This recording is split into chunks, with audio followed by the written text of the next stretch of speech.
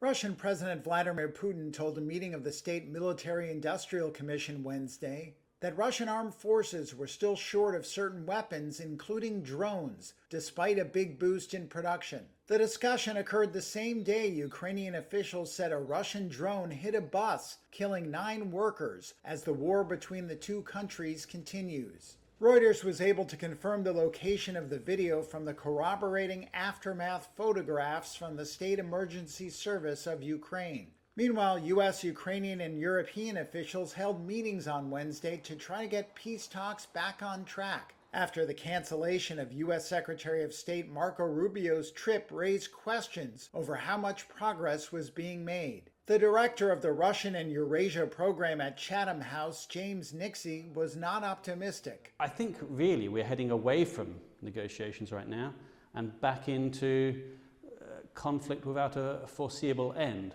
Not to say again that the two sides can go on forever, but they've both got more left in them, militarily speaking. U.S. President Donald Trump warned that Washington could walk away if there was no progress on a deal soon.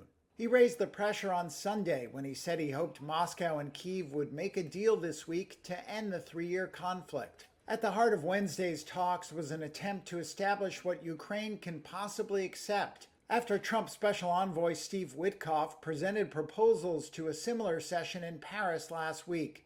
3 diplomats said those proposals appeared to demand more concessions from Ukraine than Russia. The US just wants any deal.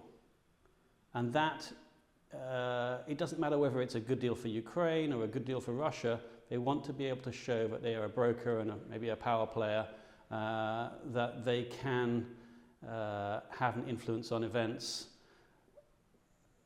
There's a real difference there, because for the Ukrainians, a bad deal is worse than no deal. Sources said Witkoff's proposals, which included recognizing Russia's annexation of Crimea and ruling out Ukraine's NATO membership, were unacceptable to Ukraine and other European nations.